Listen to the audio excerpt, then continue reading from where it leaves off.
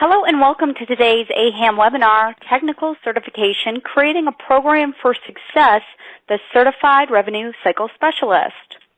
Before we do begin today, I have a brief poll that I'm just going to send over to our attendees now. This poll asks, how many people do you have in the room with you?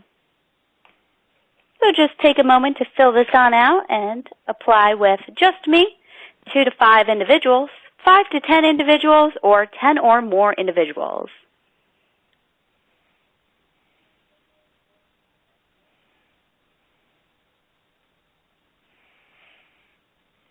Great.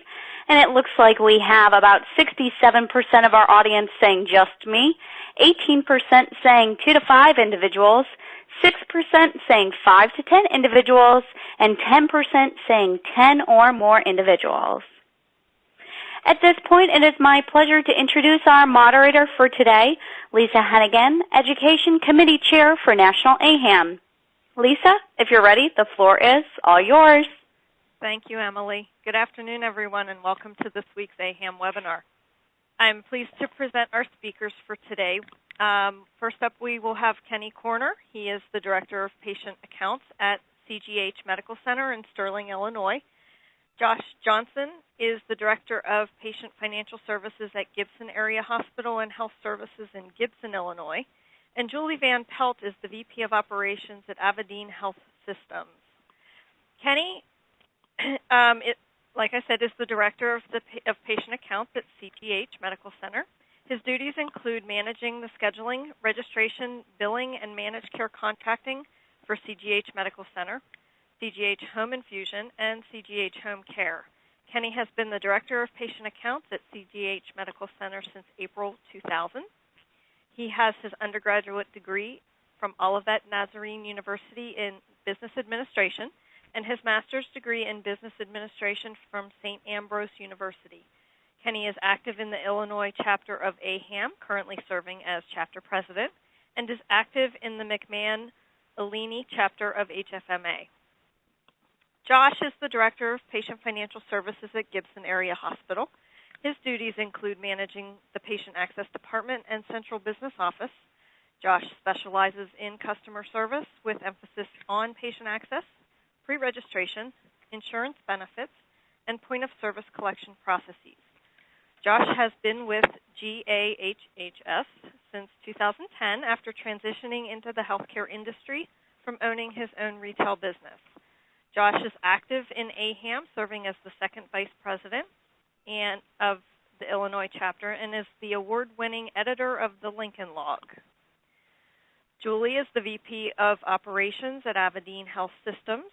She obtained her CRCEI in 2013. Congratulations, Julie. And is also a certified professional coder, CRCS, and CHFP. She is responsible for the operations of revenue cycle management, focusing on insurance follow-up and self-pay receivables in 2 locations, working with over 50 acute care and critical access facilities in several states. She serves on the Illinois chapter of AAHAM Board of Directors and chairs the Executive Certification Committee. Welcome, guys. Thanks, Lisa. Hi, everybody. This is Kenny Kerner, and thanks for that introduction, Lisa. My job today is to kick this webinar off for you all by giving you an overview of how we structured a training program for one of the certifications within the AAHAM realm of certifications here at my facility.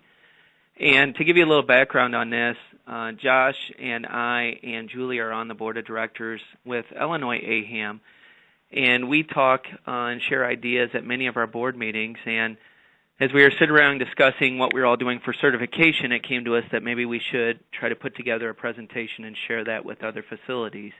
The one great thing that I found out through my years of experience with AAHAM is that we all are in the same boat on a lot of these issues, and we all share the same difficulties on a day-to-day basis. And anytime we can share, I think it's great information to get out there to our membership. So with that said, for me today, I want to try to go through what I set up here at my facility here at CGH Medical Center. We're a 100-bed hospital in the northwest corner of Illinois. We're still independent. We're a city-owned hospital, but we're not part of a system.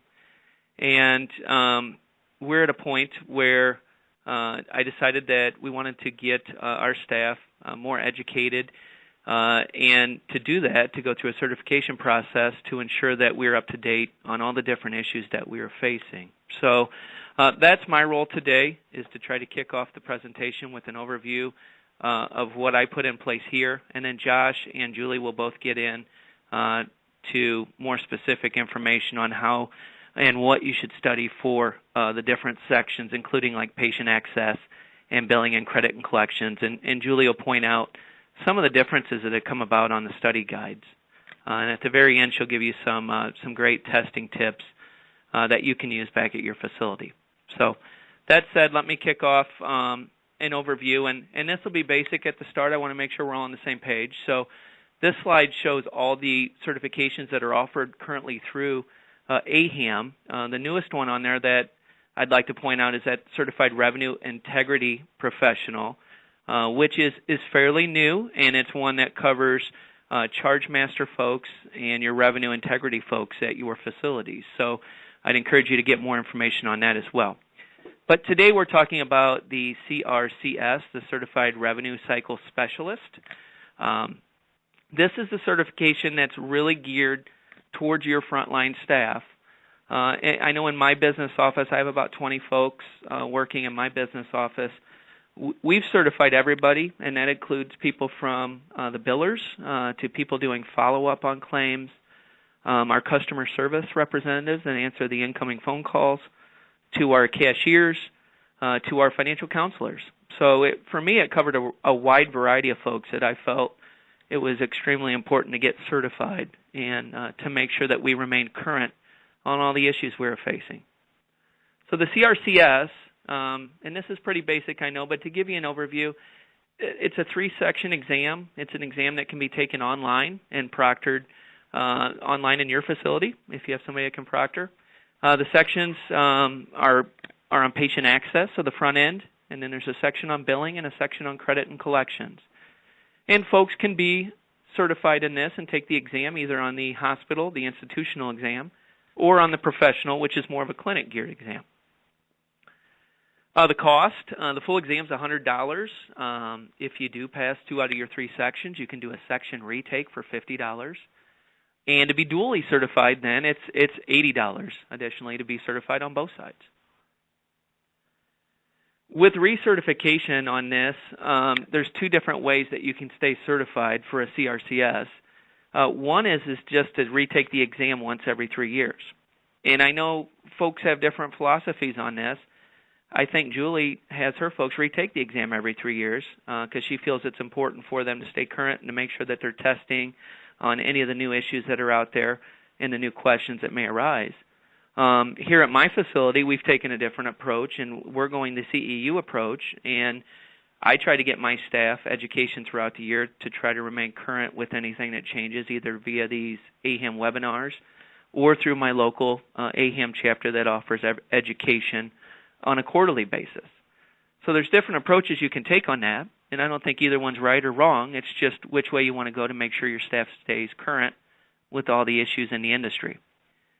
If you do go the CEU path, it's 30 hours every 3 years, and 15 of those have to be from AAHAM. So there's some information there on the CEU maintenance.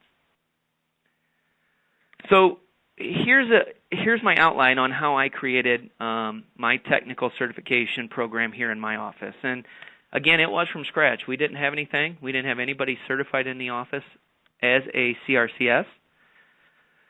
So I'm going to go through each of these topics here. Number 1, you become a salesperson. You have to sell this concept to your boss. Not something that I'm always comfortable doing is trying to sell, but I thought the benefits outweighed anything that my boss could come back at me with on this. So increases in productivity. I sold that to my boss. We want to go to a 1 phone call, 1 answer type of system here where when a patient calls in, we're not transferring the call. We want to have staff that's comfortable and confident and certified and knows how to answer those questions that our patients are presenting on the incoming calls. or as they're presenting at the window to my cashiers.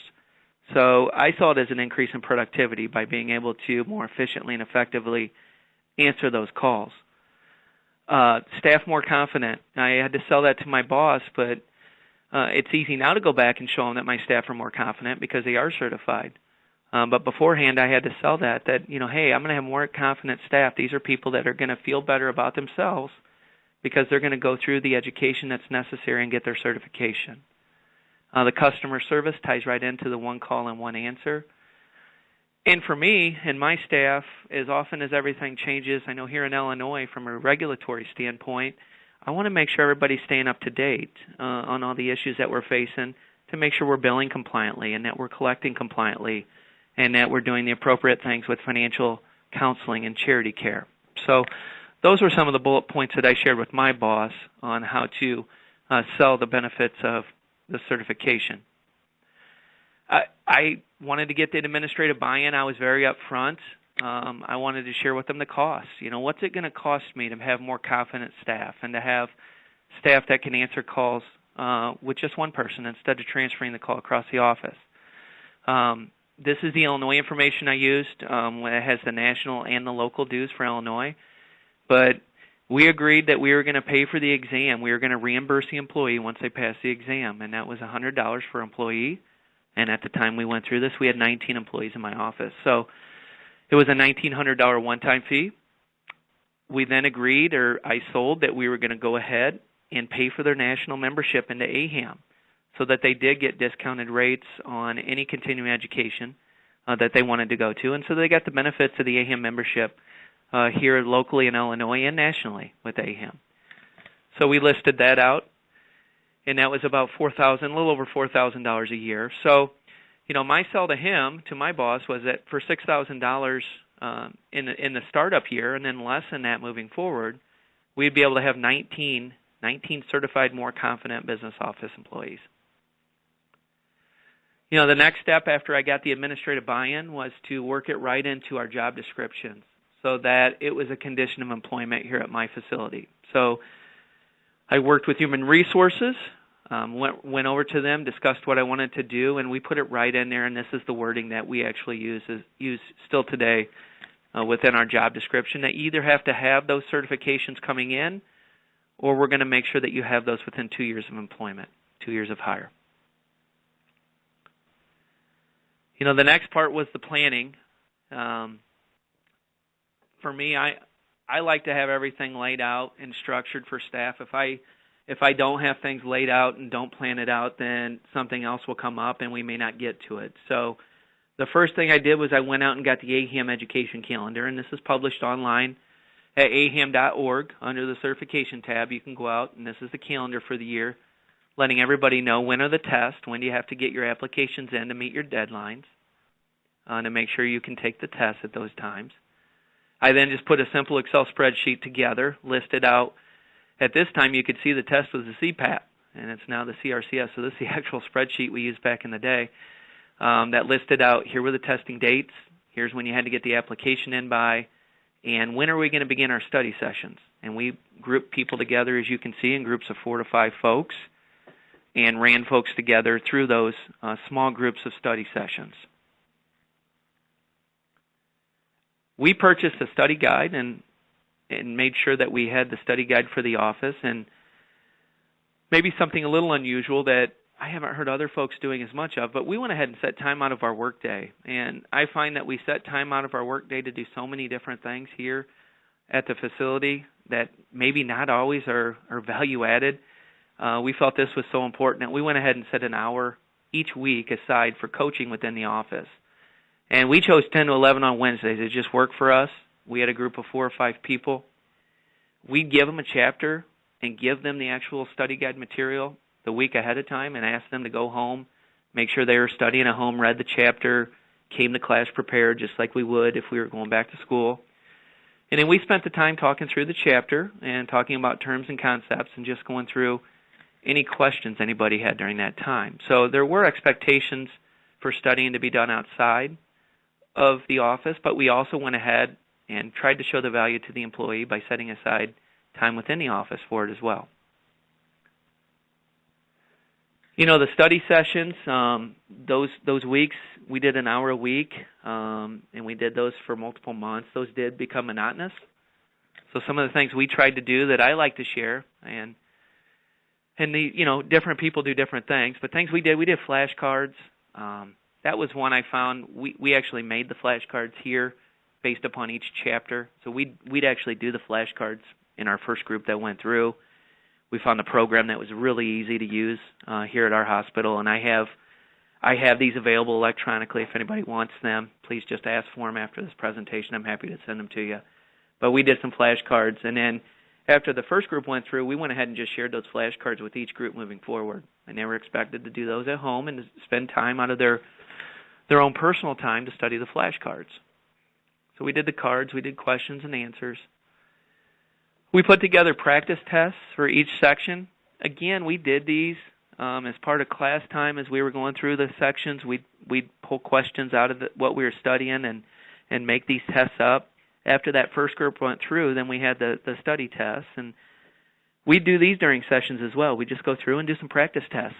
Some of the folks that we had taken through, we found hadn't taken a test for quite some time. They'd been here at CGH for years, and it had been a long time since they had been in school. So just some of this stuff helped us with our pass rate by having people feel more comfortable looking at tests. We did acronym tests to make sure people were current on their acronyms. I have copies of these as well if anybody wants these. And one of the last things we did is we found an online Jeopardy game.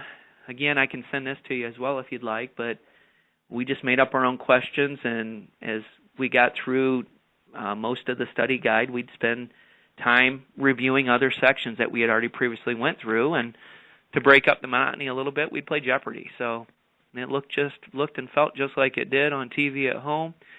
You'd click on a dollar amount, and it'd pop up a question or an answer, and the employee would have to give the question to it. So we had a lot of fun with that. That seemed to be our most popular one, was the Jeopardy game, and just took a little work for me and my supervisors to put together those questions.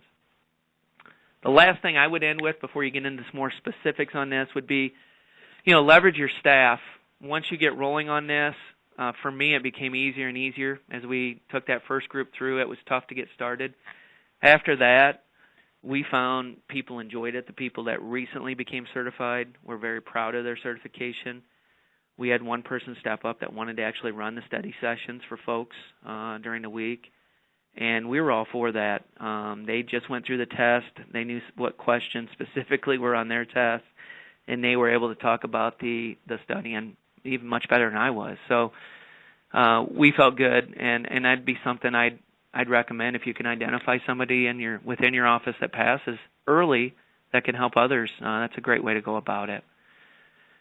I just end saying it's worth the time and effort. It seems daunting. I know we're taking time out of our work day.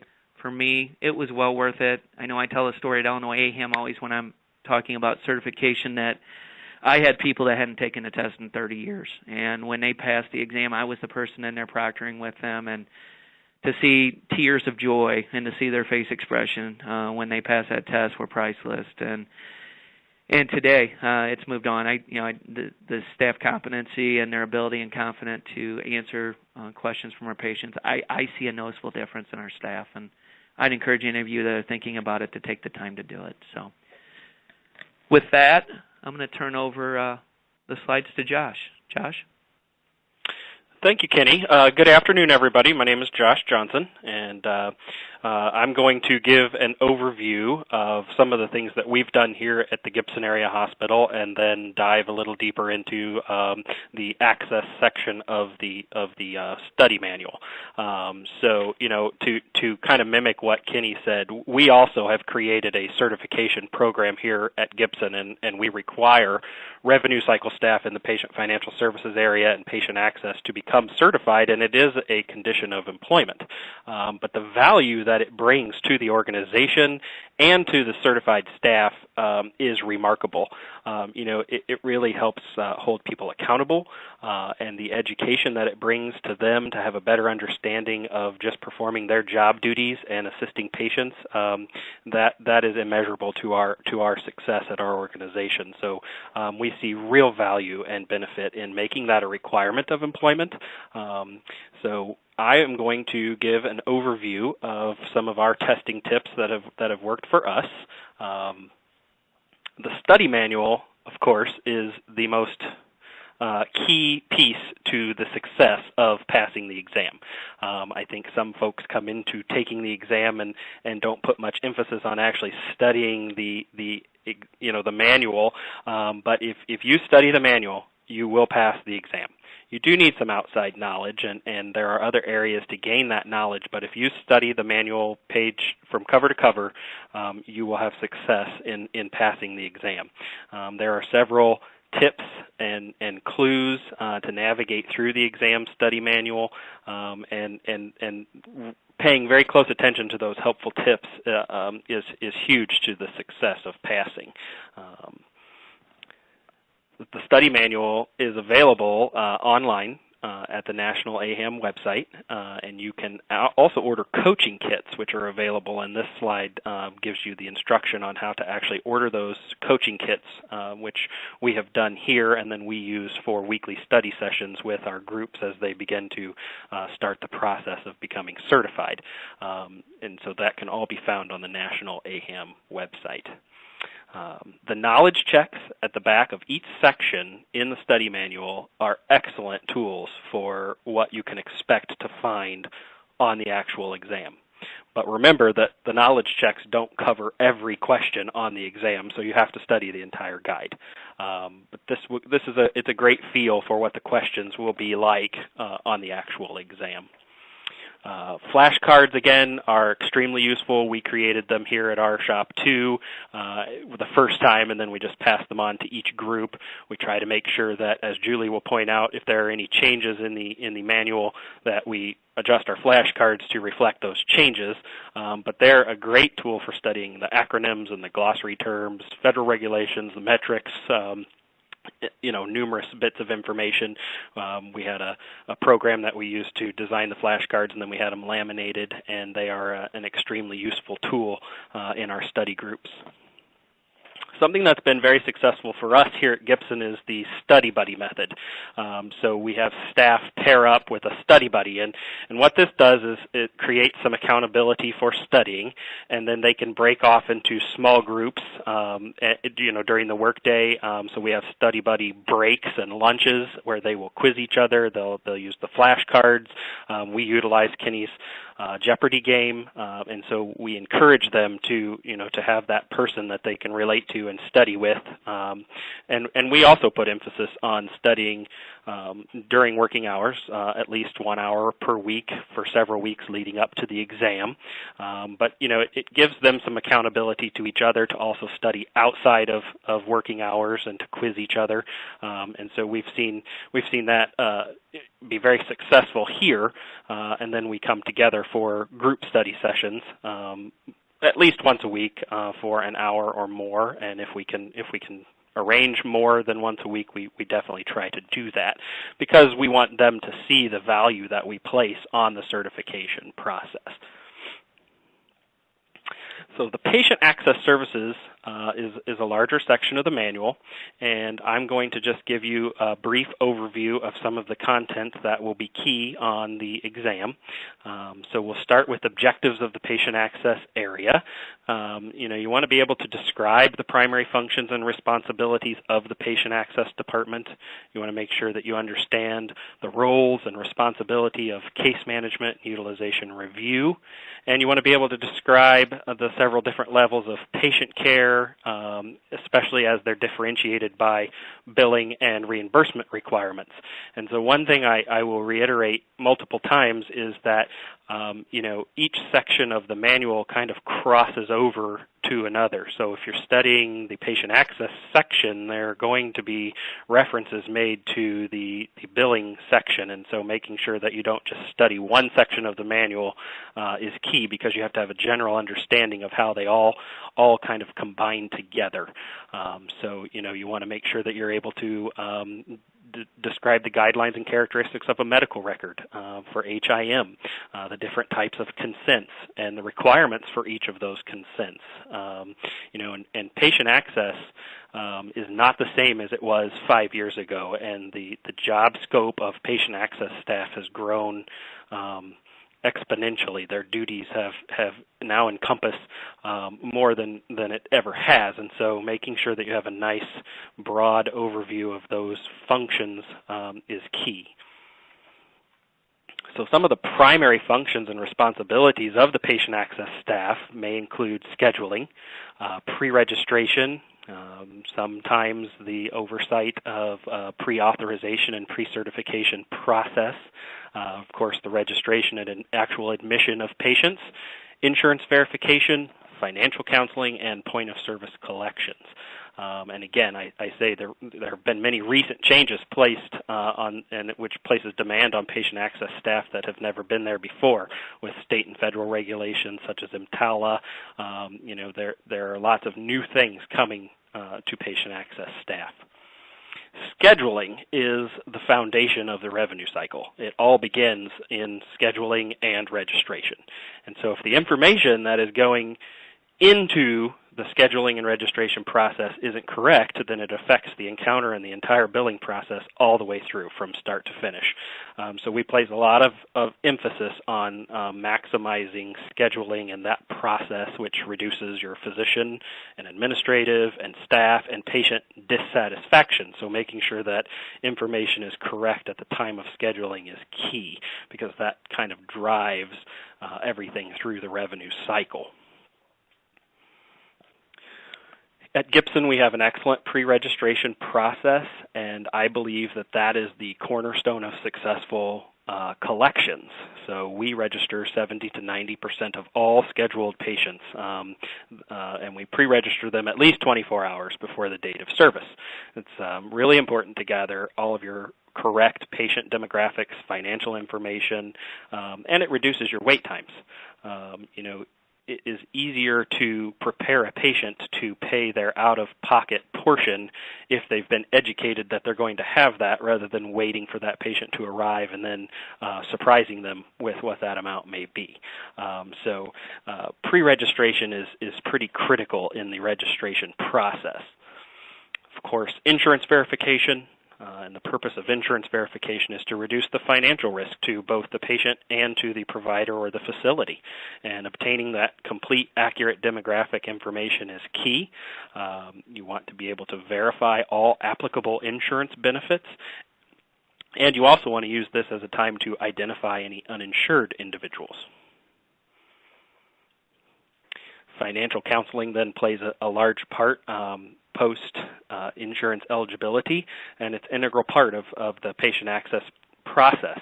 We provide counselors to help patients get through that financial process, to notify them of their financial responsibility, to collect the upfront payments of patient deductibles and co-payments, and to make arrangements for payment plans, payment amounts, and also this is a good time to identify patients who may be in need of financial assistance and charity care. So point-of-service collections will come hand in hand with a great pre-registration process, and it will include determining the estimated patient portion for services and informing the patient so that they can bring their payment with them at the time of service. It's really the only cost-effective way to collect what we would consider small-dollar co-payments. Patients are more likely to pay their estimated portion before or at the time of service. There are 5 collection control points, and so those are pre-admission, admission, while they're in-house, at discharge, and after discharge. So we really want to target that pre-admission and admission time frame because a patient is more likely to pay their estimated portion at the time of the service rather than once they're gone. The urgency leaves once the patient walks out the door.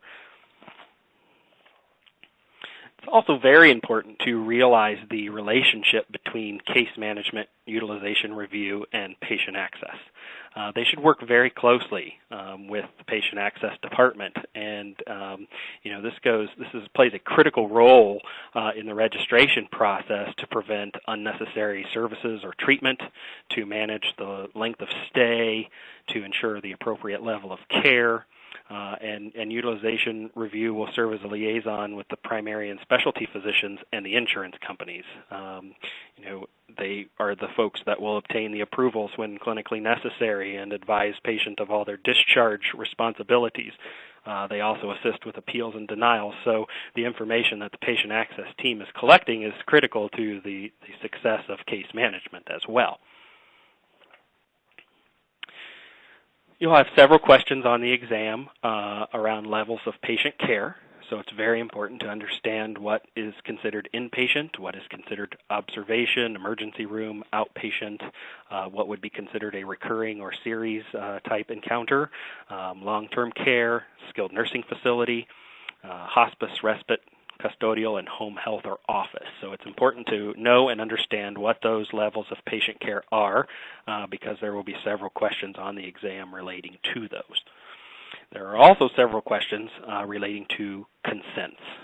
So it's very important to understand what a general consent is, what a special consent is, and the services that may fall underneath each of those types of consents, and moving forward, understanding how those consents are applied. So what type of a consent is it when a patient comes into the ED and they're unconscious? That would be an implied consent by law. So understanding the difference between the consents will be key, being fluent in that area, because there will be several questions on the exam that relate to the consent types and how they may or may not be applied. Emancipation is another large, it's kind of a gray area. Some folks don't quite understand what goes into the emancipation process. But it's very important to understand the rules of emancipation because that determines who the true guarantor of the account really may be. So emancipation is the procedure by which a minor is freed from parental control.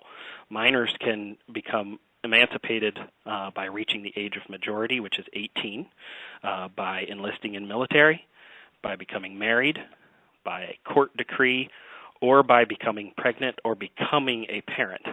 So that would be the female becoming pregnant or the male becoming a parent. And so it's very critical that you understand the kind of the rules that flow around emancipation. There will undoubtedly be a question on the exam regarding emancipation as well.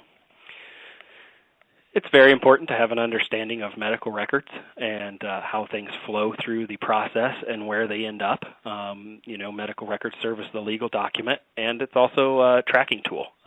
It supports the charges and coding for a facility, and it facilitates the appropriate utilization review. So as you're studying for the exam, it's important to see how the things that the patient access staff do affect other areas because, as I said, lots of the material will cross over from section to section. So it's really key to be fluent with the actual study exam manual. It'll be important to review the section on Medicare, especially when it comes to national coverage determinations and local coverage determinations. There will be questions on the exam that will ask you to differentiate or may ask you to differentiate what would be considered an LCD or an NCD. And there will be several questions, I'm sure, on the Advanced Beneficiary Notice of Non-Coverage, an ABN. So to avoid writing off claims that do not meet medical necessity, providers use ABNs. And the ABN contains a brief description of the service that's being provided, the estimated cost, and the reason that the services are not expected to be covered. And so making sure that you have that ABN is key before you send a bill to a patient. There are several triggering events. I believe that most places have an automated ABN system for applying that and getting that signed, but it will be key to understand what goes into creating the ABN and what would trigger needing an ABN. Also, patient access is responsible for the Medicare secondary payer, and so that is a question that should be asked. And it is a fairly large section of the access section of the manual to review Medicare and the Medicare secondary payer. And I know on the exam that I took and on the subsequent exams that my staff have taken, there have been multiple questions around the MSP, who is eligible, how it is applied, how it is obtained, and the rules that kind of flow around the MSP, especially with questions revolving around individuals with end-stage renal disease. If you're 65 and older and you're currently working, you have coverage through an employer group health plan. So this would be an area that I would spend considerable time studying because you'll undoubtedly have multiple questions on the MSP and how that is obtained. So the MSP was designed to help determine if Medicare is primary or secondary. The information that's obtained needs to be verified every 90 days for recurring patients. Otherwise, it's needed every visit. So if the patient was seen the previous day and they come back again today, if that's not set to pull forward, then you have to ask that question at every visit. And they must be kept for 10 years, which again goes back to your knowledge of medical records and where that information is flowing and how that affects other departments. As I said before, there will be lots of questions about Medicare. So knowing what the initial enrollment questionnaire is would be key, and knowledge about the common working file and what's obtained in the common working file, whether it's their entitlement to Part A or Part B, their date of birth. It may also include a date of death, deductible information. That's where the MSP information would be recorded and kept. So one of the final areas that I've seen multiple questions on all of the exams is around the key metrics. And this is an excellent area to make flashcards for the metrics, to learning the average length of stay, the midnight census, the average daily census, and the percentage of occupancy.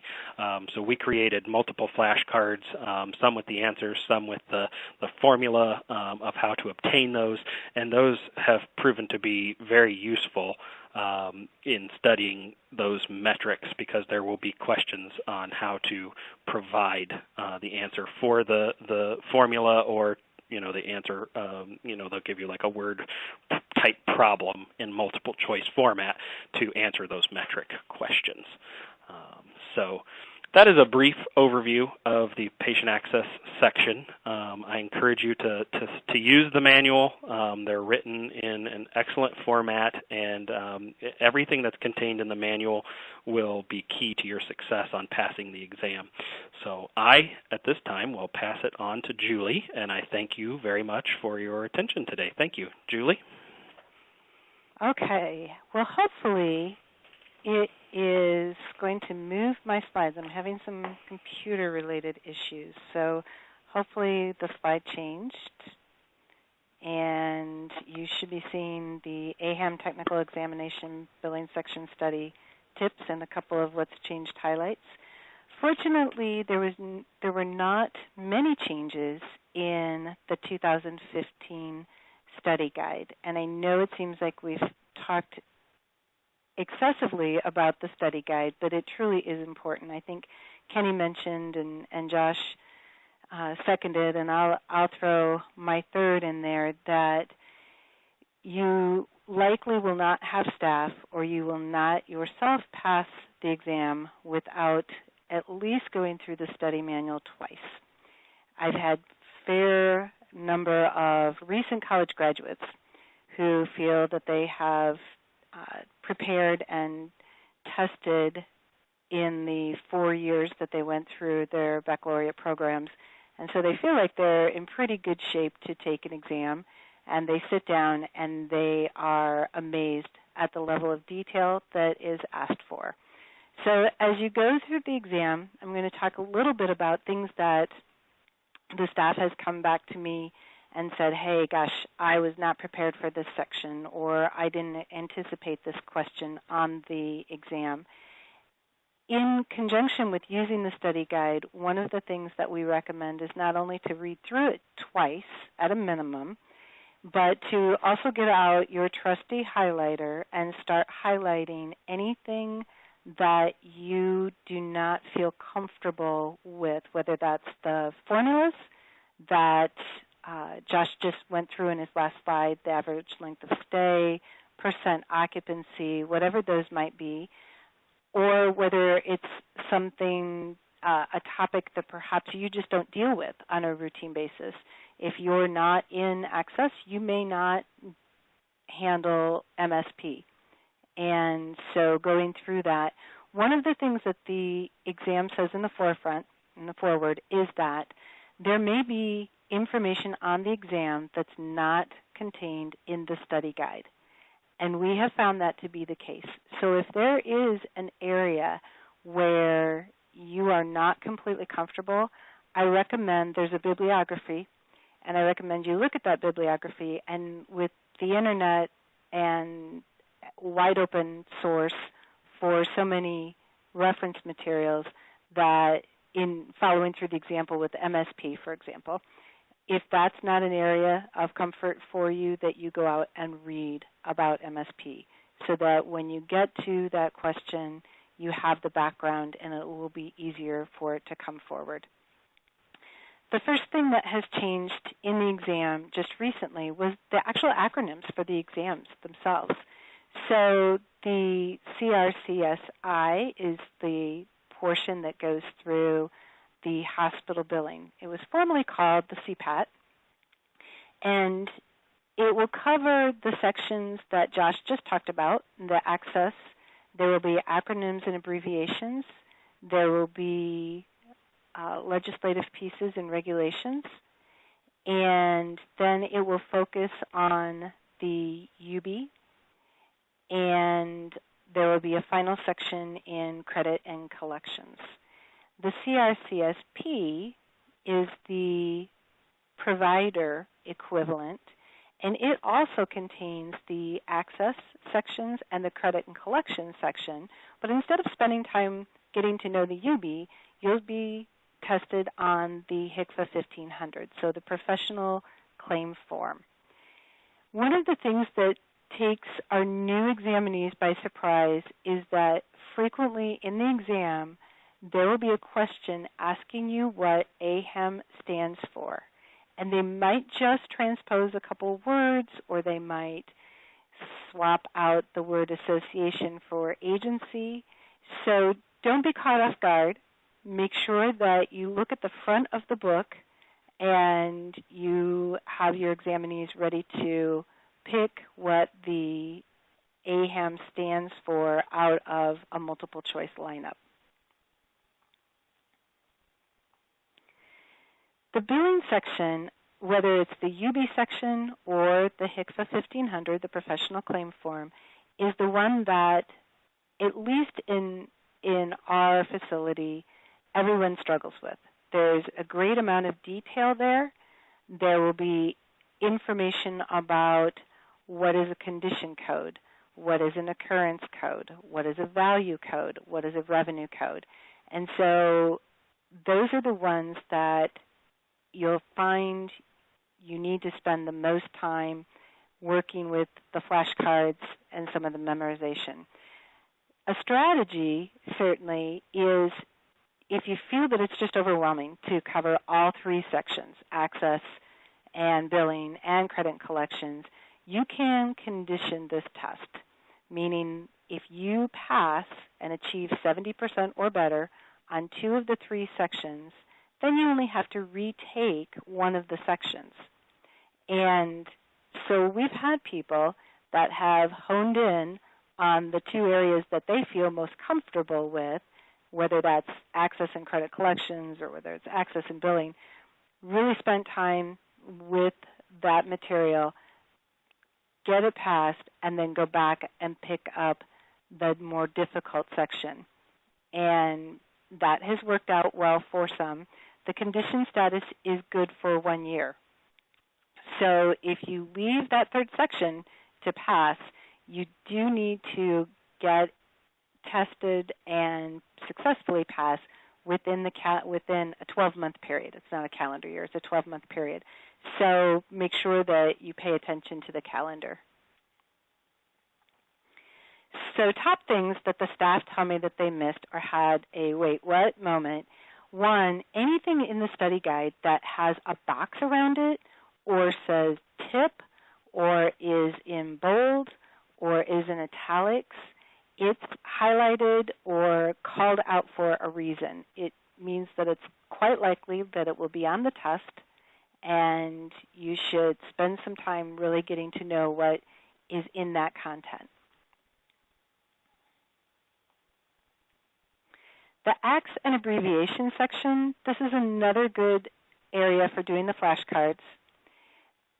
Examples of types of questions that you might see on the exam would be what is truth in lending also known as, because it's also known as the Z, the Act Z, or how much time does a patient have to dispute an error in their billing, or conversely, how much time does the hospital have to reply to that. So those are the types of things that you might see in the various acts and abbreviation sections. I would definitely spend some time going over fraud and abuse and talking about the differences, the similarities, ways to avoid fraud and abuse, and even perhaps look up some examples in other resources of cases where fraud and abuse was determined, so that you get a really strong feel for what the differences might be. Josh mentioned the 5 collection points, and I think that when you're looking at it in the book, it seems very common sense, and you think, yeah, those are the 5 collection points. That makes perfect sense to me. But when you actually get to an exam and you see them there, they might put the 5 in a multiple choice, but then they'll slip in one that isn't there, or they'll miss one that should be there as your other 3 wrong answers. And I will tell you that the one that our staff seems to miss most frequently is the fact that a collection control point is actually when the patient is there receiving treatment. Everyone thinks about pre-service and at time of discharge or when you're billing, but it really is a collection point while they're there in-house. So that's an example of something to pay attention to. And the way that, again, it will present on the exam is you might have the 5 correct answers. They may not even be in the correct order. They might kind of jumble them up. And then the other 3 answers might have other elements, but not all 5. Part A and B differences. This is where frequently I find that staff is used to billing, or they're used to helping patients with the understanding of how they owe a balance after Medicare, but it's usually not thinking in terms of the background of how that balance got to be there or what's showing up on the bill. So this is an area that it's worth spending some time just talking about what Part A and Part B pay for, what coverages for services they include. And inpatient versus outpatient or doctor services, pretty easy. I think everyone has that. Either you've worked with it directly, but some of the ones that might give people pause would be hospice, because hospice isn't really at the facility in so many cases. It's off-site, and yet that is considered Part A coverage. Blood and blood products, again, it seems like something that would almost be a medicinal and therefore covered under Part B, if not Part D, and it really is part of Part A. So help yourself or help your staff that you're coaching go through this list and create visuals of where things are and what is in the A map, what's in the B map. I've actually done circles on a whiteboard and said, okay, here's the A circle and here's the B circle. Some people are very visual learners, and when they get to an exam, they tell me that they could remember in their head the circle from the whiteboard, and they knew which circle the skilled nursing was in, for example. And so that kept them out of the weeds.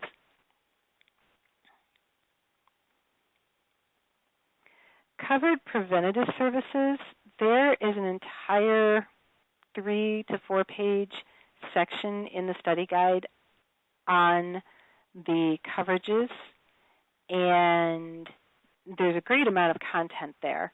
It may be difficult to memorize all of the coverage terms, both from a frequency and eligibility standpoint. The ones that we see are showing up on the exam and need to probably be best understood would be the PSA for a gentleman over 50. That is covered on an annual basis. Flu shot annual, pneumonia shot lifetime. And I know that it's hard at times because we certainly have seen patients that have had 2 pneumonia shots in their lifetime, one before they became eligible for Medicare and one after they became eligible for Medicare. But truly under the Medicare coverage rules, they will pay for once. The initial patient evaluation, welcome to Medicare exam, is a one-time thing. Smoking and tobacco cessation, Medicare really wants people to quit smoking. And they recognize that smoking is a costly expense, and so they will pay up to 2 smoking cessation sessions annually or 2 series, I should say, for a max of 8 sessions every 12 months.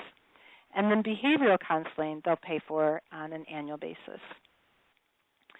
No examples of items that are not covered by either Part A or Part B. And again, everything on the exam will be multiple choice, so there might be 3 things from this list on the exam and one that is covered. So it might say, all of the following are excluded, but, and it would include the thing that is actually covered. So I would just know some examples, and I've listed a couple here for you, of items that are not covered by Part A or Part B. The transition to ICD-10, the study guide doesn't spend a huge amount of time, probably not as much time as we all are spending transitioning to ICD-10, but it does talk a little bit about that. And it's interesting because I haven't seen an exam yet that asked when it will go into effect, because I think for the longest time that was the million-dollar question. Now we know it's going to be October 1st. So the study guide actually talks about why we're doing this and the fact that ICD-9 had limitations because it lacked the degree of specificity. We only had so many digits to deal with, and it used somewhat outdated terminology. So the new version of ICD-10, it may ask for benefits. And again, it'll be a multiple choice, and it will say, which are the reasons that we're moving to ICD-10, and it might throw something in there that's, not a reason to move to ICD-10. So flexibility for updates. We have more digits to deal with now. Greater detail. We're not going to be coding that it's just malignant hypertension. We're going to be coding that it's malignant hypertension in a smoker. And updated terminology, greater ease in identifying proper reimbursement, and greater ease in detecting potential fraud, waste, and abuse. So if you think in terms of the more specificity there is, then the easier it is to put edits into the payer systems. When you sit down to test, that will all kind of flow for you because you'll be thinking about, more digits, more specific, easier to catch things that are incorrect. Part C, know the examples and differences between HMOs, PPOs, fee-for-service, special need plans, and Medicare MSAs. And this might be another good opportunity to go outside of the book and do some research on your own until you really get comfortable with the difference between HMOs and PPOs or PPOs and fee-for-service. Medicare primary versus secondary, there are questions on the exam, and again, they'll be listed in multiple choice fashion and say, in which situation would Medicare be secondary? And there might be one situation where it would be, and 3 situations where it would not. So I would spend time, again, either for your visual learners, maybe drawing this out. For people who like to learn via stories, spending some time talking about, Richard is 66 and married to Sue, who's 66, and Sue is working for a company that has 200 employees. What does that mean? And just kind of come up with some stories. And again, for people who learn better outside of just looking at content in a book, that will be helpful when they sit down to take a test, because they'll think about, oh, Richard and Sue, and here's the situation, and then I know that in this particular case, Medicare would be secondary. Josh had mentioned ABNs, and every exam that I'm aware of, there are questions about the ABN. The questions, again, will list things similar to what needs to be on an ABN. And there might be 3 items that definitely need to be on an ABN and 1 that does not. The gotcha that usually trips everybody up that has trouble with these questions as they relate to ABN is the estimated cost. When ABNs first came out years and years ago, when I was a small child, they did not have all of the elements that they do today. So in particular for your access and billing staff that has been in the business for quite some time and maybe doesn't touch an ABN every day, it would be useful to them to spend some time going over what these elements are, because they have more content than they did when they first were unveiled. Medicare out-of-pocket expenses, this is the one area that will change in the study guide year after year. At least it has been. Medicare out-of-pocket expenses have been changing for a long time. Again, when I started in this business, I think the Part A deductible was $496, $408. So the one constant has been the fact that this has been raised year after year. Be very familiar with both the amounts and the times, the number of days. In the questions, it might be phrased, a patient has been in the hospital for 62 days. What is their out-of-pocket expense under Medicare Part A?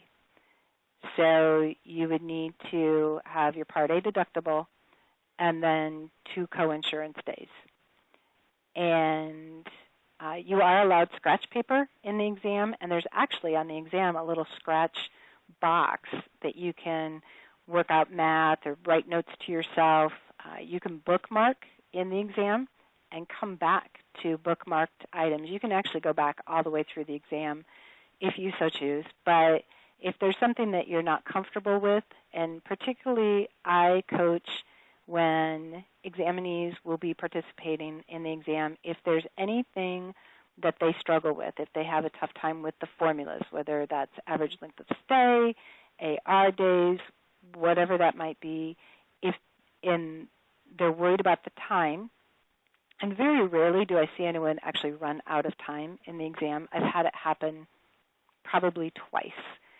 And if they do, if they feel crunched for time, and the best strategy that I can give them is to go ahead and bookmark some of the questions that they feel will take an unusual amount of time, and then come back at the end of the exam and spend time working with it. So if doing some of the calculations is going to stump them, tell them go ahead and bookmark it, continue on getting the questions that you feel really good about and can answer quickly, and then come back when you're not under such a time pressure and spend some time. So again, the one tip here is that the coinsurance days are always 25% of the Part A deductible, and the lifetime reserve days are always the amount that the patient pays are always 50% of the Part A deductible. So if you're having trouble remembering numbers, at least remember what the Part A deductible is, and then 25% for coinsurance, 50% for lifetime reserve, and you can do the math when you're in the exam. Assignment. This is a tricky concept for particularly people who are new to the business office or who have a very niche role in the business office and maybe don't handle assignment. The concept that it doesn't mean the provider will write off everything.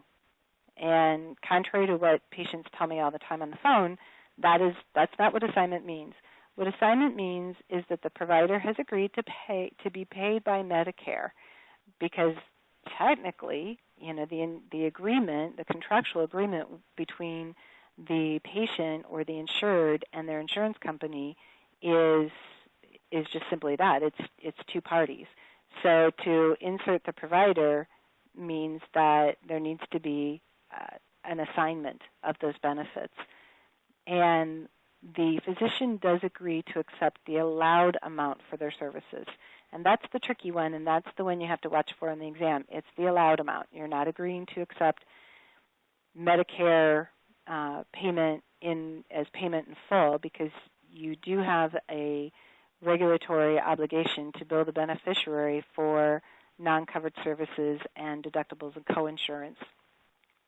If the provider does not accept assignment, and even though most everyone that we come in contact with these days does take assignment, there are still some providers out there who do not. And so if a provider does not accept assignment, they're limited to 115% of the allowed amount. And they can ask for payment in full at the time of service. So those are concepts that we don't necessarily see or interact with every day. So they might be something that, unless you saw it in the book and spent some time with it, you might not just be able to pull that off the top of your head when you see it on the exam. Timely filing, again, this is one of those things that has changed in the most recent years, and so I would review that both with new and experienced staff, because they may not have that visibility to it all the time. Medicare providers have 12 months from the date of service. And so for facilities, the line item service dates will be used for determination. For professional claims, it's the from date that will be used. And that's different. The Medicare used to have a little, grace period. If your services were rendered in the last quarter of the month or the last quarter of the year, then you technically got another full year. That's all gone away, and it's now 12 months from the date of service. The Medicare 3-day rule, how I see this presented on the exam is they'll ask you to pick out provider types which are not eligible or held to the Medicare 3-day rule. In other words, services provided in the 3-day window prior to an inpatient service must be bundled into that inpatient service and paid under that DRG. So I would know some of the exceptions to the rules, the psychiatric hospitals, the rehab hospitals, children's hospitals. And the way I coach this is if you think in terms of the service itself. For example, children's hospitals. It's frequent that children can be fine 1 minute, pretty much resolved, ready to be discharged, and within 24 hours have a pretty significant relapse that requires them to be back into an acute setting. And you would not want to delay care, and you would not want to have that bundled necessarily, and it's going to be very difficult to discern if it's a distinct service or not in most cases. So when you're coaching for that, talk a little bit about the nature of the services and why bundling within 3 days would be very difficult. Electronic billing, this is still part of the exam, and it's because there are still providers out there who are not billing electronically. So there will be questions regarding the pros and cons of electronic billing, and some of those you can just kind of sit and think about and come up with, but there might be some that you would want to at least see in the book. You know, I think everyone could figure out that, you know, it's less paper, it's faster to submit, you have some kind of proof. The better reporting might be something that you wouldn't just think of off the top of your head. And under cons, challenges with backward integration might not be something that you would just automatically pop into your head as being a con for using electronic billing. And the way I coach that, by the way, people will say, well, what does that mean? What's challenges with backwards integration and electronic billing? Why is that a problem?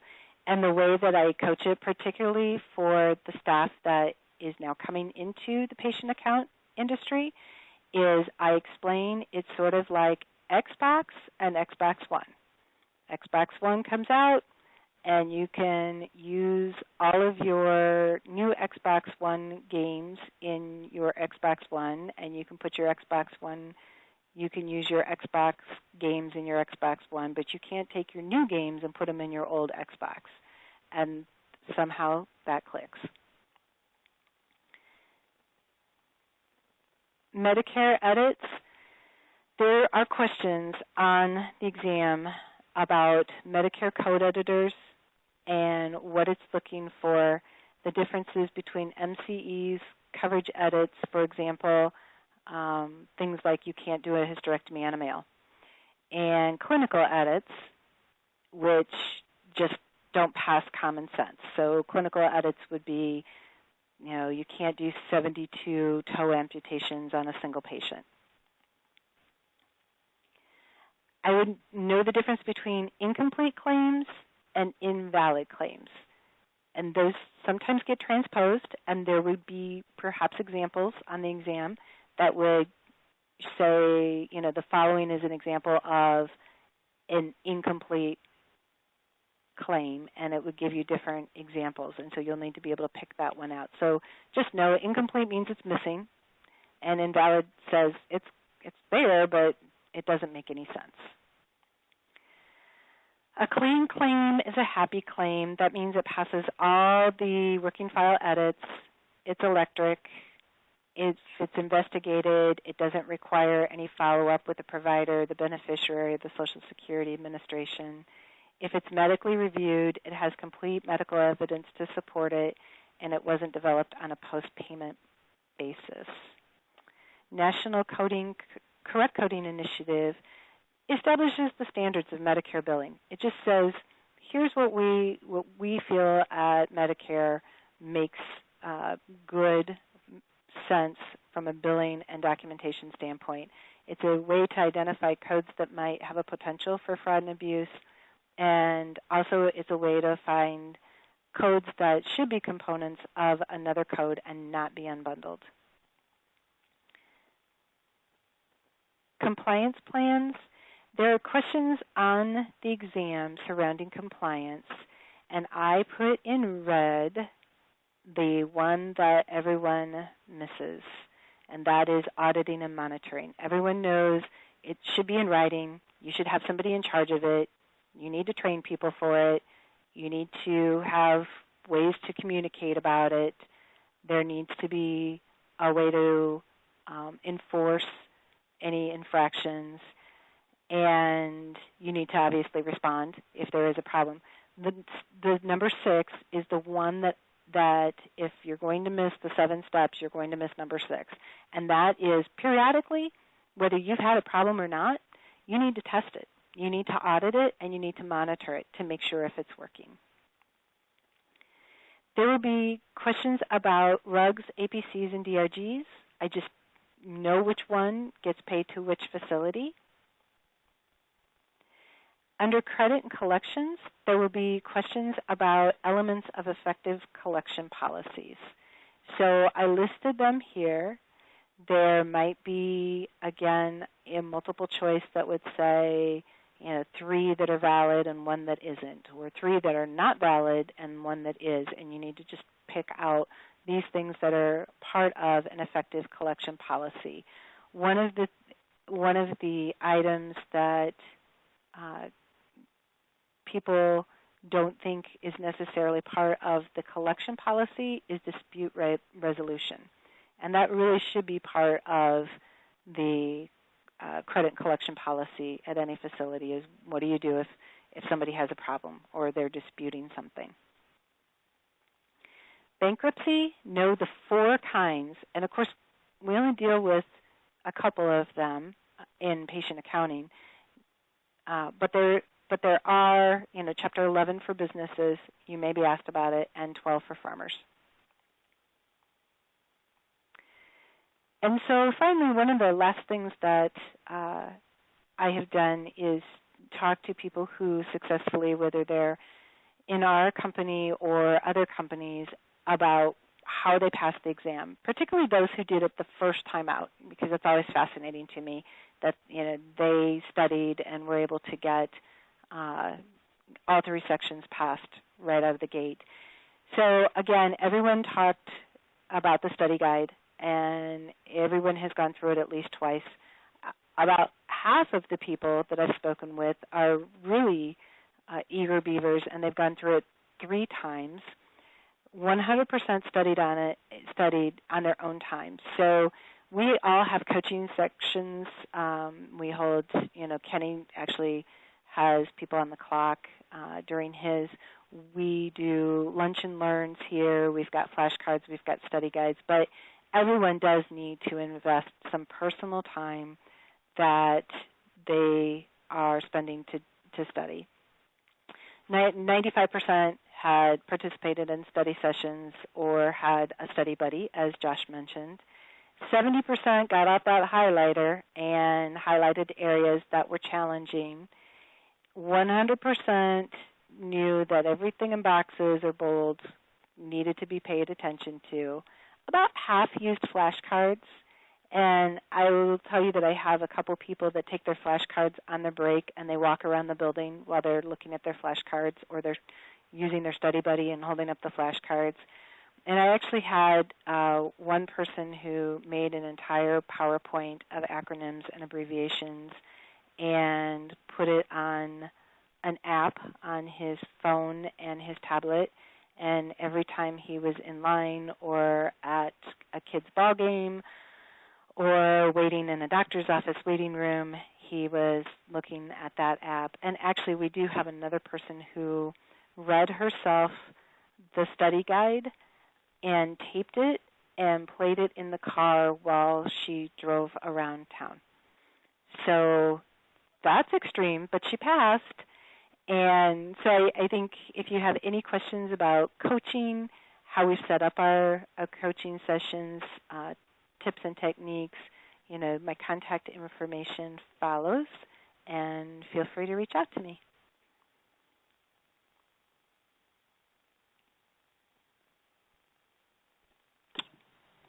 Great, and at this point, I believe we can open up the floor to any questions. So for our attendees who would like to ask a question, you can reach out in one of two ways.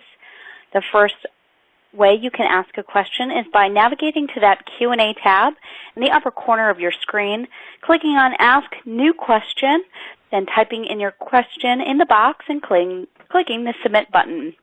Alternatively, if you would like to ask your questions live over the phone lines, you can press *1 now in order to do so. So as we're waiting for some questions to come in, I'll turn it back over to my speakers. Do you have any key takeaways or really great suggestions for digesting this information?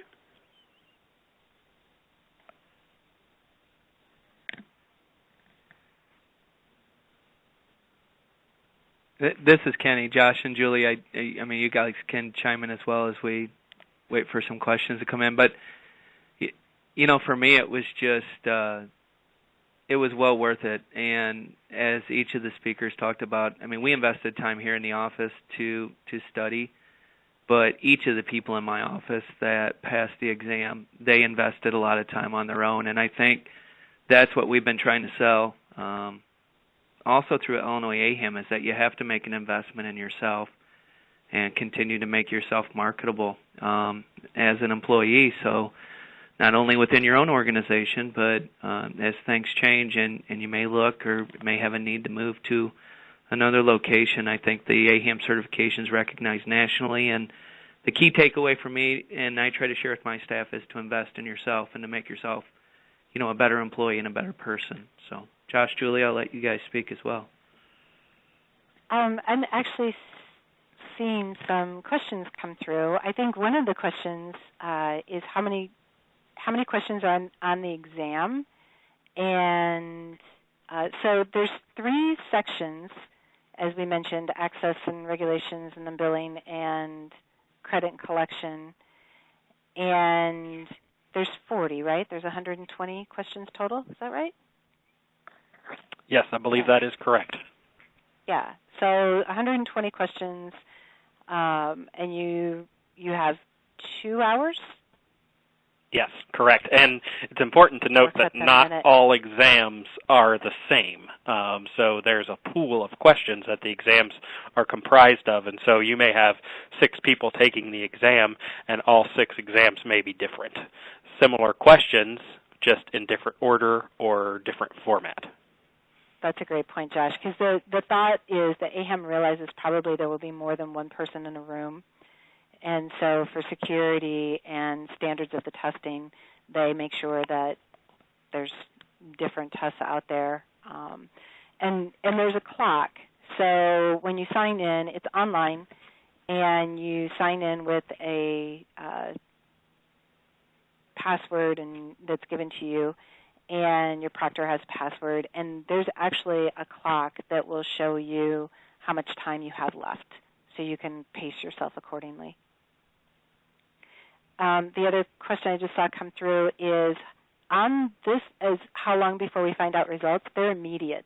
As soon as you are done reviewing all your bookmarks and you press submit, you actually receive the results right then and there. And again, you have to pass, a passing is 70% on each section. So each section has to be 70% in order to be considered passing. And so you can get 100 on 2 sections, but if you get 40 on the third, you've only conditioned. You're going to have to go back and pick up that 3rd section. Great, hey, Julie, and we do have a... Oh, go ahead. Nope. I was just seeing quite a few of the questions online were asking for my contact information, and maybe I was remiss in not including it in the slide. So I'll go ahead and give it out if anybody needs any of the information I referred to. So for Kenny, it's Ken, K-E-N, .Kerner, K-O-E-R-N-E-R, at cghmc.com.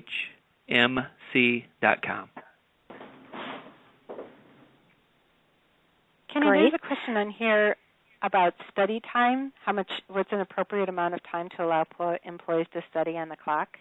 Do you want to handle that? Well, I mean, we did an hour a week. We did Wednesdays 10 to 11, and I don't know, appropriate, not appropriate. But, I mean, that's what we found from a time standpoint. It gave us a chance to go through the chapter that we needed to study from the week before and allowed us to take some time to do flashcards and to do games and just to try to really push the information in from that chapter. So we used an hour a week, and for us it was appropriate, but I'm not sure for, I think you have to judge that yourself a little bit as well. Great, and we do have a question over the phone line, so I'll go ahead and connect the person live. And the attendee is now live. Hello.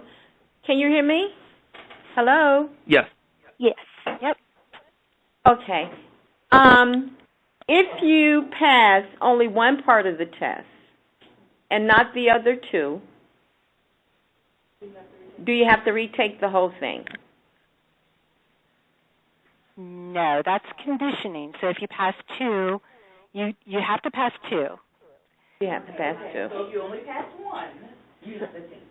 only pass one, you have to take all three, right? So if you only pass one section, you've got to take all three. If you pass two, you only have to take the one you missed. And you've got, the exams are offered 4 times a year, so you could take that exam at the very next cycle. You'd have to register right away, take it at the very next cycle, so 3 months later. And again, you've got a year once you condition to get that passed. And that fee would be $50 each again, or no? A section retake is $50, right? Okay. And they do give you a little bit of a break. So if you do the CRCS-I, which is the institution, and then you want to go back and pick up the P, the full exam for the P is only $80, and you only have to take you only have to take access and billing. You don't have to take credit and collection if you have your I, and it's valid at the time. Okay. And then I had a question for Julie. Julie, we only received part of your slides. Can we email you for the entire presentation? Oh, yeah. Sorry about that. You bet. Yeah, my contact information is on there, but it's just my first and last name, so it's Julie Van Pelt, JuliVanPelt, at Avadyne, which is AVADYNE, health, HEALTH.com. Okay. All right. Anyone else had any questions? Julie, I did see a question about how to be a proctor for the CRCS. Do you recall the exact parameters around proctoring the exam? You don't, you can be certified. You don't have to be. As long as you are a manager in your organization, but you can't have a direct reporting relationship. So you can't proctor your boss's exam. And I did see, there was a question about if we're able to reschedule. So if we don't feel we're prepared for a scheduled test day, are we able to reschedule? No. The only time that they'll allow you to reschedule is if you have a medical situation. Like I had a soon-to-be mommy who had to go on pregnancy bed rest at 34 weeks, and we had to provide medical documentation as to why she couldn't come in and take the test. But otherwise, and even if you have a staff member leave, then you can't, it's not transferable either.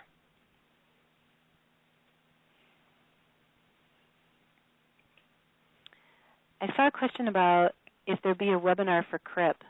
Josh?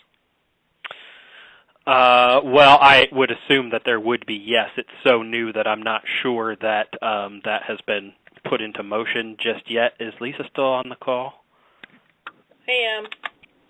Do you know if that is a planned webinar? For the CRIP? Correct. Yes. I assumed it would be. I probably not till the fall sometime. Great.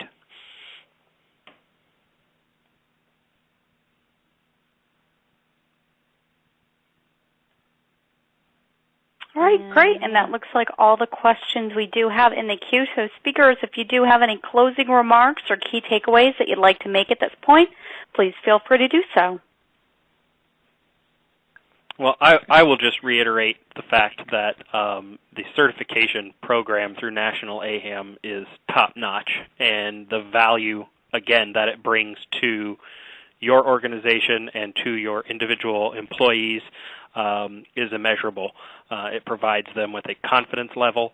It provides you as a manager with metrics to monitor and help hold accountability, and to have education tools available for growth of staff. So, from a professional standpoint, this is something that those people can take with them. This is unique to them. It is a certification for them, and it really adds value to your organization. So I can't stress enough how awesome it is to see a group of people become certified together, and what that does for morale and for the office environment. Keeps them competitive with each other, and it's just a great thing.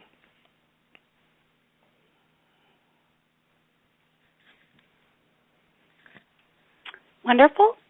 Well, that does look like all the time we do have today. I'd like to first take a moment to thank all of our speakers for today's excellent presentation. I would also like to thank everyone in attendance for their excellent questions.